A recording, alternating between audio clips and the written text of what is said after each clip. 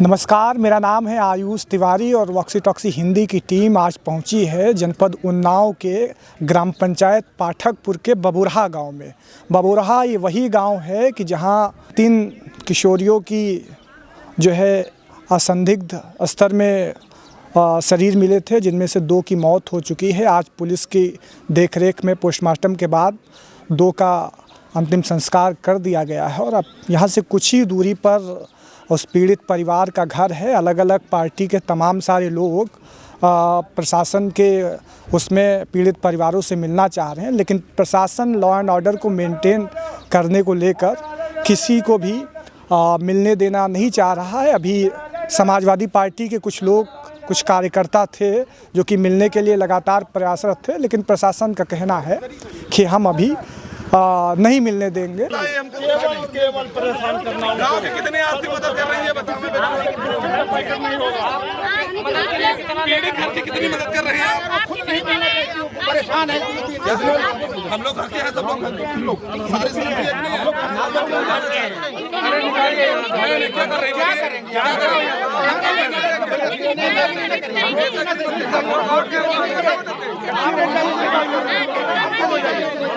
Law and order police ने पूरे गांव को छावनी के तौर पर तब्दील कर रखा है। हर दूसरे से चौथे घर में आपको पुलिस के 2-4 आदमी मिल ही जाएंगे। तो इस हत्याकांड के कह लीजिए या फिर जो भी है, हम लगभग आपको हर एक जानकारी देने की कोशिश करेंगे और पीड़ित परिवार से भी बात करने की कोशिश करेंगे। चूँकि पीड़ित परिवार लगातार थाने में और तरह के लोगों से बात करके काफ़ी परेशान हो चुका है और उनकी तबीयत भी काफ़ी ख़राब बताई जा रही। तो हर पहलू पर हम आपका जो है ध्यान केंद्रित करवाएंगे, आप बने रहिए हमारे साथ। इस समय हम पीड़ित परिवार के घर में मौजूद हैं और मुख्य रूप से जिनकी बेटी का मर्डर हुआ है वो हमारे साथ मौजूद हैं, उनके पिताजी। उनसे जानने का प्रयास करेंगे और बातचीत करेंगे कि प्रशासन का किस तरह का रुख रहा है, क्या सहयोग मिल रहा है। सर, ये जो घटना हुई है, काफ़ी पूरे देश का ध्यान इसने रातों रात अपनी ओर आकर्षित किया। हाँ। क्या आपको क्या लगता है इस घटना के बारे में? हमको तो सर कुछ समझ में नहीं आ रहा है कि घटना हमारे कैसे ऐसी हुई। नहीं, आपकी लड़कियां थी, खेत गई हुई थी। हमारी लड़की चारा लेने गई थी। हाँ। वहीं से हमारी लड़की मतलब कि ऐसा सा मैटर किया गया सर। तो हम गए थे मजदूरी करने। हाँ। आप खेत में नहीं थे? नहीं, हम मजदूरी दूसरे वहाँ क्यों नहीं करने गए थे। हाँ। तो वहाँ से हम छूटे 5:20 पे। हाँ। और फिर अपने खेत होके आ रहे थे। हाँ। और आगे हमारी मिल गई जनानी और हमारी भाभी मिल गई। हाँ। तो हम फिर बहन की बिटिया नहीं है, कवाई है घर है। तो हम फिर बिटिया ढूंढने लगे, खातन चिल्ला रहे, बिटिया मेरी इधर आई रही। कोई कह रहा हम नहीं जानते, कोई कह रहा हम नहीं जानते। ढूंढते ढूंढते फिर पूछा किधर गई ना, अपनी बरसीन को वहाँ निकले जो इनमेट है रोशनी, इसकी आवाज़ से हम इसके पास पहुँचे।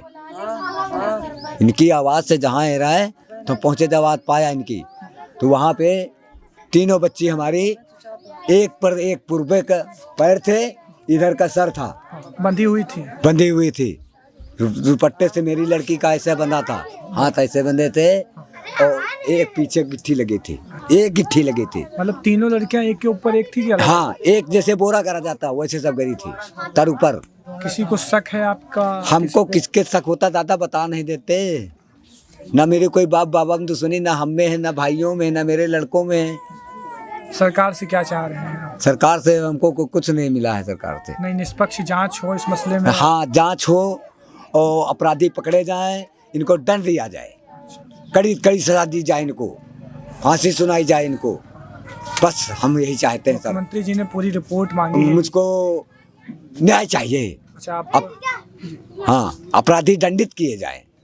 सरकार की तरफ से कोई सहायता आपको मिली अभी तक? नहीं, कोई नहीं मिली सर। कोई बिटिया का इलाज जो अभी एडमिट है हॉस्पिटल में, वो हमको कुछ नहीं मालूम है, हमको तो कुछ नहीं मिला सर। अच्छा, आप लोगों को भी कल हिरासत में रखा गया था पुलिस से? नहीं, ये लोग हिरासत नहीं लगा, हमको दवा बिटिया को लेने ले गए थे हॉस्पिटल, वहाँ चीरघर, वहाँ प्रशासन लेकर हमको गया था।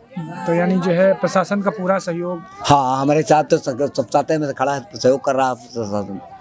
अच्छा, जहर दिया गया, ये बड़ी बात है कि कहते हैं बिटिया ने खेत जाने से पहले जो है जहर बेटी मेरी खाने वाली नहीं थी।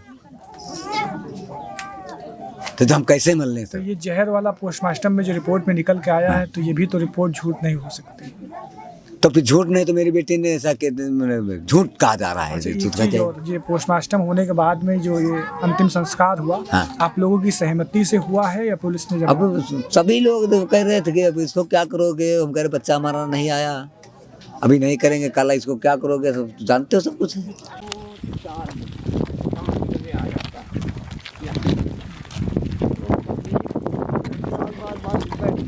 घर बैठ जाता है तो उसको भाई रोज का काम, बस आ गए ना हम?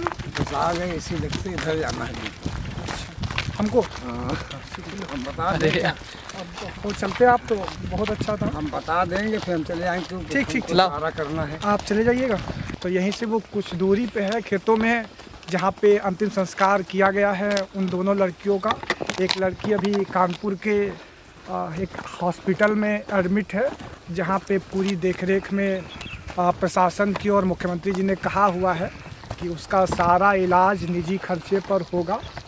हालांकि कल तक परिवार नहीं तैयार हो रहा था कि उसका अंतिम संस्कार हो, लेकिन आज पोस्टमार्टम के, और एक बात और, पोस्टमार्टम में ये भी क्लियरेंस हुआ है कि उन लड़कियों के साथ में कोई भी वैसी घटना घटित नहीं हुई कि उनका साथ मारपीट हुआ हो। लेकिन गांव वालों का कई तौर पे ये भी कहना है, उनके रिलेशन वाले कह रहे हैं कि उनके साथ घटना हुई है। अभी लड़की की एक बुआ थी, उनका ये मानना था कि उनकी एक लड़की के साथ बलात्कार जैसी घटना। हमने बताया उनको कि भाई वैसा कुछ नहीं हुआ, पोस्टमार्टम रिपोर्ट में सब खुल के आ जाता। क्योंकि अब ये घटना साधारण नहीं रही है। कुछ दूरी पे है, हम आपको ग्राउंड जीरो पर ले जाने का प्रयास कर रहे हैं और वॉक्सी टॉक्सी हिंदी की टीम पूरी यहाँ पर आई हुई है। प्रशासनिक जांच है, वो जांच का मामला है कि सबको न्याय मिलना चाहिए अपने स्तर से। तो हमारा पूरा प्रयास है कि हम गांव के भी कई लोगों से मैंने बात की व्यक्तिगत तौर पे, घर घर जाकर पूरे गांव को एक छावनी में तब्दील कर दिया गया है। लखनऊ पुलिस प्रशासन के तमाम आला अधिकारी यहाँ पर डटे हुए हैं। तो हम अब बस उस खेत से और उन लड़कियों का अंतिम संस्कार जहाँ पर किया गया है, बहुत ही वैसी दूरी पे हैं। काफ़ी उतार चढ़ाव भरा ये सफ़र है। तो पीड़ित परिवार को न्याय मिले और पूरे घटनाक्रम की एक निष्पक्ष जांच हो। जगह है जहाँ पे उन दोनों लड़कियों की मौत हुई, या फिर कह लीजिए तीनों लड़कियाँ यहीं पर एक के ऊपर एक उनके हाथ पैर बांधकर उनको रखा गया था। अगल बगल सरसों का खेत है, झाड़ियाँ हैं तमाम सारी। तो वास्तविक तौर पे और नाला टाइप का भी है, वो अंजाम दिया जा सकता है इस घटना को। तो हम अब आपको उस घटना स्थल पर, हाँ ये सब उन्हीं का खेत है और हम चाहेंगे कि आप ये सब देखें और आगे जाने। हाँ, और अभी यहीं पे थोड़ी दूरी पे ये सरसों का खेत है और हम अपने कैमरामैन को कहेंगे आप बड़ा संभल के चलिए और ध्यान रखते हुए कि ग्राउंड जीरो पर क्या कुछ है। हम अभिषेक जी, हाँ, हम ग्राउंड जीरो पर आपको, तो ये हम उस जगह पर पहुंच चुके हैं कि जहां पर उन दोनों लड़कियों के अंतिम संस्कार किया गया है। और ये आप देख सकते हैं कि यहाँ पर दोनों लड़कियों को रखा गया। तो हम ग्राउंड जीरो पर आए हुए हैं और ये वही जगह है और कुछ दूरी पर उनके साथ वो घटनाक्रम घटित हुआ। अब साहब ऐसा है भैया, हाँ, ये चुप रहा, हाँ, ये परसों का केस है, हाँ, मंगल दिन का। हाँ, हम लोग वो लड़की का पिता जो सुजपाल, दोनों लोग क्यों नहीं कह रहे मजदूरी। 8 बजे से यहाँ निकल लिया, 6:30 बजे वहाँ से आए। हम तो अपने घर में रहे, वो उधर खेत परोरा के हार में उधर चला गया, वो हमते बाद में। यहाँ जब 6:30 के आसपास चुचरौंद हुई गया, तो इनकी लड़की जो वहाँ घर में आई, तो उनको प्राचीन ढूंढे। अच्छा, तीनों बेटी जो है इन्हीं की थी? दो मतलब एक ही परिवार है, तीनों हैं। अच्छा एक मतलब सूर्यपाल की नातिन है अच्छा और बाकी सूर्यपाल की एक बिटिया है और एक सूर्यपाल भाई की बिटिया भतीजी में। तीनों घरे की तीनों घरे। सुन का यही आए समाचार में निकला है कि लड़की मारी गई है, घर जो तो जहर खाई गई है, ये सब यही बवाल बता रहे हैं। और लड़के कोई दिमाग में कोई निशान नहीं है, कुछ नहीं है, यही सब बता रहे हैं। शरीर के कोई निशान नहीं है, सब जहर खाई गई हैं, यही सब में बता रहे हैं और कुछ नहीं बता रहे हैं। इसको लेकर अब क्या हम सोचे, क्योंकि ये लोग तो जो है हरेरी रोज लेने जाती हैं।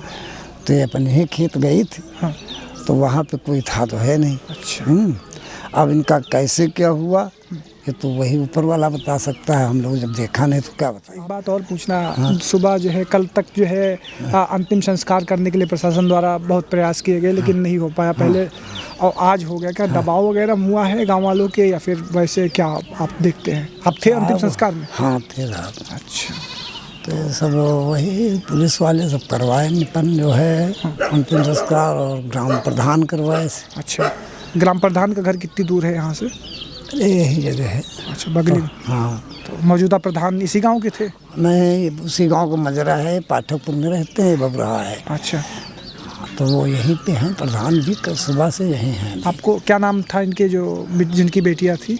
एक का नाम था सूर्यपाल, एक सुजबली, एक संतोष। ये सब भाई भाई थे आपस में? सब आपस में भाई भाई थे। संतोष भतीजा है।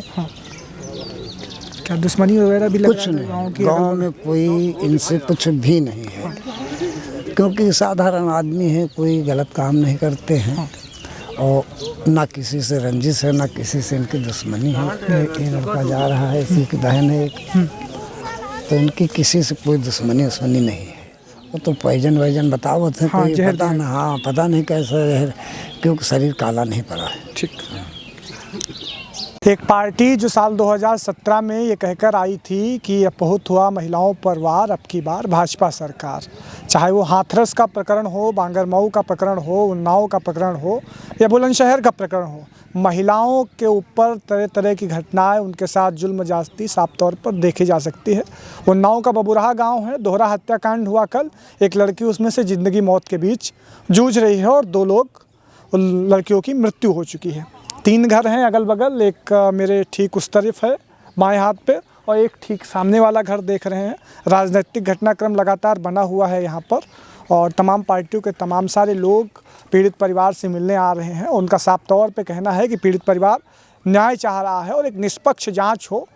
अब क्या मसला है, लेकिन इस हत्याकांड में तमाम सारे जो है एंगल निकल कर आ रहे हैं। एक एंगल इसमें मर्डर का भी आ रहा है, दूसरा एंगल इसमें कि पारिवारिक लोगों के ऊपर भी तमाम सारे के संदेह खड़े हो रहे हैं। तो आखिरकार क्या हो सकता है, ऑनर किलिंग को लेकर भी तमाम सारी चीज़ें जताई जा रही हैं, लेकिन पूरा घटनाक्रम आपको जांच के बाद ही समझ में आ पाएगा। वीडियो जर्नलिस्ट शुभम के साथ आयुष तिवारी, उन्नाव। उसका इन लड़कियों से परिचय हो गया था। कड़ाई से पूछताछ करने के उपरांत विनय के द्वारा पूरे घटनाक्रम का खुलासा किया गया है। उसके द्वारा कन्फेशन किया गया है। उसके कन्फेशन के मुताबिक लॉकडाउन के समय से उसका इनमें से एक बच्ची के साथ अच्छी दोस्ती हो गई थी। तीनों बच्चियां एक साथ खेतों पर अपने काम से जाती थीं, चारा काटने के लिए और लकड़ी बटोरने के लिए जाती थीं। उसे इनके दिन प्रतिदिन की क्रियाओं के बारे में मालूम था।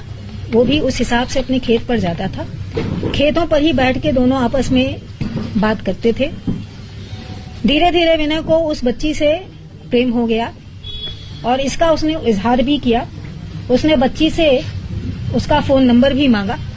लड़की द्वारा अपना फोन नंबर देने से मना कर दिया गया और इससे प्रेम के इजहार को भी नकार दिया गया, जिससे रुष्ट होकर उसने पहले उस पर दबाव डालने की कोशिश की कि वो बार बार प्रपोजल देने से संभवतः या चिट्ठी भेजने से संभवतः लड़की स्वीकार कर लेगी। लड़की द्वारा अपना नंबर देने से मना करने के उपरांत ईर्ष्यावश उसके द्वारा ये घटना कारित की गई है। उसके घर में मौजूद खेती के काम में इस्तेमाल होने वाले कीटनाशक को उसके द्वारा पानी की बोतल में मिलाकर रखा गया था। कुछ नमकीन उसने अपने इस सहयोगी नाबालिग लड़के को भेज के मंगवाया था। लड़कियां भी दुकान से उस दिन, जो गांव की एक दुकान है, वहां से कुछ नमकीन खरीद कर गई थी। इन लोगों ने विनय के खेत के पास में बैठकर नमकीन साथ में खाया, काफी देर गपशप की और उसके बाद विनय ने पानी की उस बोतल को अपनी उस दोस्त लड़की को दिया। लड़की के पीने के बाद उसकी दोनों बहनों ने भी छीनकर वो पानी पिया। विनय ने उनको मना करने की कोशिश की, लेकिन लड़कियों ने नहीं माना और तीनों ने उस पानी का सेवन किया। पानी पीने के बाद लड़कियां बेहोश हो गईं और उनके मुंह से झाग आने लगा।